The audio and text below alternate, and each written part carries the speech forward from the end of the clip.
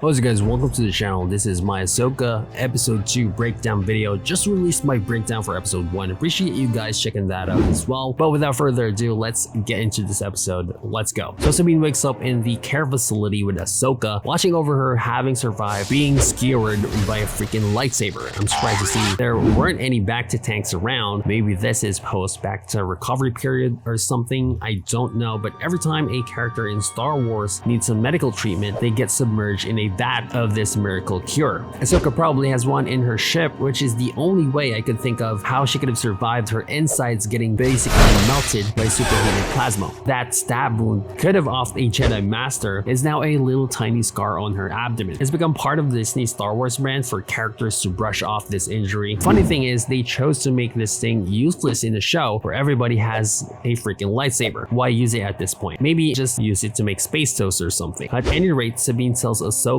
that she unlocked the map and then the droid stole it. Ahsoka is pretty upset about this, especially since she remembers nothing about the location of the star system, and Ahsoka walks out saying, "You've done enough." Ouch. So Baylan and Shin land at this really cool relic site that we find out in a bit was actually not made by Jedi, but an ancient civilization from another galaxy. And I know this thing is pretty big news since it looks like Dave Filoni is literally creating new ground for Star Wars to expand to, a new galaxy, a new species, new planets that aren't Tatooine. For some, it may be Dave Filoni making an out from the sequel trilogy, which has been poorly received, and that's putting it lightly. Sadly, I don't think this is the case. There isn't that much evidence to support this. For one, the story is leading to a return for Thrawn and bringing whatever power he has discovered with him instead of getting our characters into that other world. So I believe they'll be primarily staying put. And I doubt Dave Filoni have the creative license to make that much change to the current Disney story. Like it or not, the sequel trilogy is here to stay. Luke is making his way to the space manatee, and Han Solo will find that lightsaber to walk to. And everything will push forward to that new Rey and Grogu movies they're planning to make. I think Dave is only allowed to close out his story for his characters from Rebels and Clone Wars. I'm pretty sure everything that unfolds in the show will support the sequel trilogy in some form or other, which I have a pretty bonkers theory about. Maybe I can explore on a separate video. Plus, despite what some might think, this angle has been explored before in Star Wars lore. The unknown regions have been used by the Old Republic multiple times and tied to characters like Revan, Malak, and stuff like the Eternal Empire, which is, by the way, canon. Now, this relic site has stones surrounding a center holding a place for the map, clearly indicating the location for Thrawn. Baylan puts it down, but nothing happens because they actually need Morgan Elsbeth and her witchcraft to activate this device. Last episode, she revealed that she's a descendant of the Night Sisters of Dathomir who possesses dark side magic, which could mean her ancestors also created this place to explore other galaxies. So Baylan looks to the skies and we see what looks like a Purrgil hidden behind some clouds, indicating that they are on track to discovering where Thrawn is, as the Purrgils were involved in hyperspace jump with Ezra. So Ahsoka heads to Sabine's home to cover the tracks and feel the tremors in the Force to see what happened using her psychometry powers, those exact powers displayed by a select few in Star Wars lore, namely Cal Kestis and Quinlan Vos. As she walks around inside, she kills the HK assassin droid waiting for her, kind of drawing him out. Now, why the droid hung around while they got the orb is anybody's guess. So Ahsoka brings the head back to Sabine because on top of being able to solve the Rubik's Cube orb, she can also slice into this droid's memory circuit. She hoped to recover the information and origins of this droid and who sent it.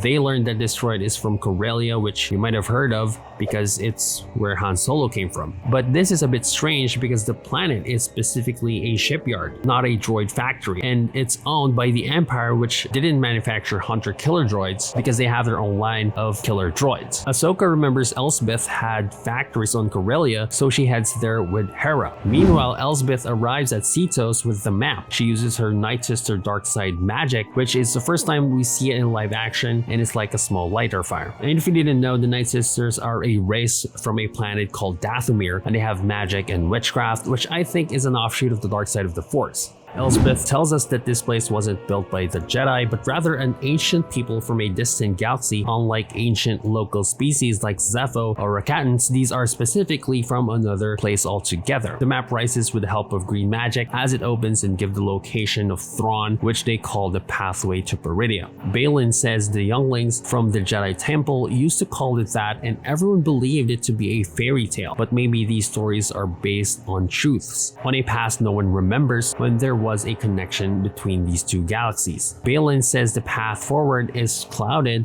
whereas Elsbeth hears Thrawn's voice across time. She confirms this is where he's been banished and is currently stuck. Baylan then continues that this galaxy, Peridea, has power that we've never seen before, and is kind of awed by it. I believe that this galaxy, admittedly a pathway to new peoples, new powers, maybe even beyond the Force, is tied to the sequel trilogy. Meanwhile, Ahsoka and Hera arrive in Corellia and get into an unofficial inspection of the operations there. They observe the dismantling of Star Destroyers to be repurposed for the New Republic Defense Fleet, as they call it. They learn that ex-Imperials work for the New Republic, which is actually logical. Hera asks if Sabine can become Ahsoka's apprentice again, but Ahsoka is very reluctant. A medical droid attends to Sabine's wounds. This is the same class of droid that worked on Luke after his injury, as well as Anakin inside the Imperial medical facility in Revenge of the Sith. Hu Yang walks in and tells Sabine that Ezra's lightsaber is actually now hers because she's made modifications to it, making it to her liking. He hands it to her. Speaking of this, it's kind of weird for me. I know a lot of people will go back to Rebels to check the clues if Sabine was really Force sensitive with the Bendu and all that stuff, but the truth of the matter is she never had the Force. And apparently, thanks to Ezra saying everybody has a Force in them, Dave can kind of take this and go down this Padawan path for her. No doubt by the end of the season, she'll be able to come to her full potential and beat Shin Hati on another girl-on-girl lightsaber duel. So we learned that these dismantled Imperial fleet ships, when sold, are very profitable to fund many different New Republic projects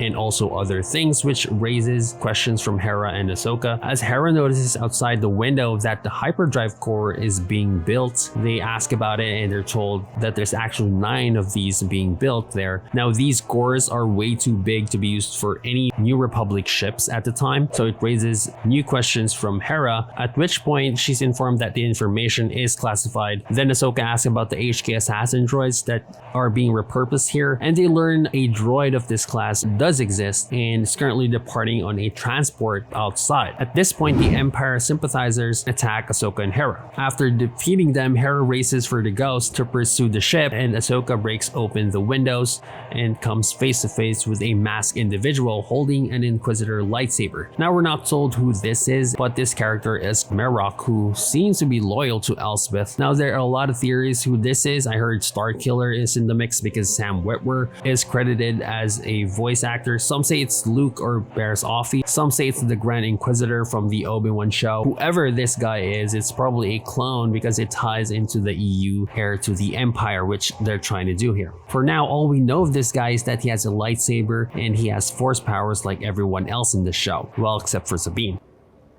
In any case, they have an okay fight with the help of an HK droid, and it seems to be getting an upper hand until Ahsoka breaks out the moves and defeats them. As Hera chases the hyperdrive core being transported, Chopper tries to find the tracker. Eventually he finds it, puts his tracker on the hull of the ship. Meanwhile, back on the planet, Mary can't take Ahsoka and ends up making a distraction by throwing away his lightsaber so he can make the slip to his ship. Ahsoka doesn't swipe the lightsaber she knows is coming a mile away and just lets them go. What's funny is Hera can actually double back and capture Merrick's transport ship because she's already airborne. This is a very different version of Ahsoka from what fans of the Clone Wars and Rebels know of her. She's very distant and emotionless in my opinion. She's even different from her version from the Book of Boba Fett show, where she's very lighthearted and smiles a lot and has emotion. If I have any issues with Dave Filoni and the template Disney Star Wars have for Jedi, it's this. However, Sabine heads back home, lays her Mandalorian armor out like, you know, she's a samurai,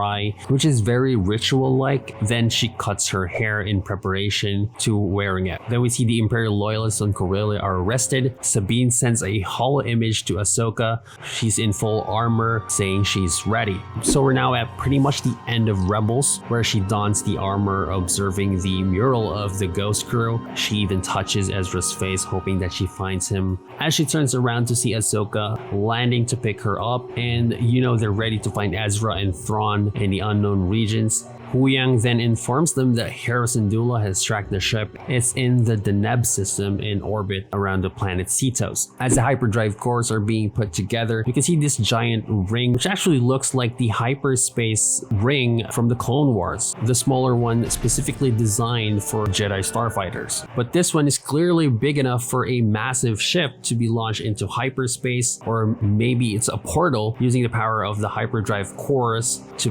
basically be a gateway for a massive fleet of ships to come into the galaxy. So Baylan confirms to Elsbeth that Ahsoka is coming as he appears in some advanced looking hologram technology that we haven't seen before in live action. Shin Hati is there and also Marrok. He tells Elsbeth that killing Ahsoka would be a shame as there are so few Jedi left, and she kind of questions him about it, and he says it's just the truth. Clearly Baylan is on the fence about what's happening. That much is clear. He doesn't want to shed blood as much as possible, specifically other Jedi, which he specifies are too few in the galaxy now. But from the looks of it, he will carry out the order. It's just that I don't think he can finish the job when it comes down to it. I think Shin somewhere down the line will take over as master, or another possibility is that she will eventually be redeemed. At this point, she's very young and very impressionable, but somewhere down the line, she might go on a realization and turns back to the light side. Although it's too early to tell what's going to happen here, I do like Shin's character for sure. For me, probably the most interesting in the series, followed by Baylan. Acting is really good, and I'm looking forward to seeing where they take her story. I'm all for knowing more about her, how she got her Padawan braid. Definitely more likable than smirking Mando Jedi princess, but I do think they have their own MO, her and her master, which could be really cool, so I'm really interested to see. I don't know, but nothing is as it seems. I really hope Dave Filoni ups his game for the upcoming episodes. He basically brought everything full circle here with the end of the Rebels, as I said, but to casual fans, might go over their heads. I definitely see those who never watched Rebels or Clone Wars are gonna be as on board.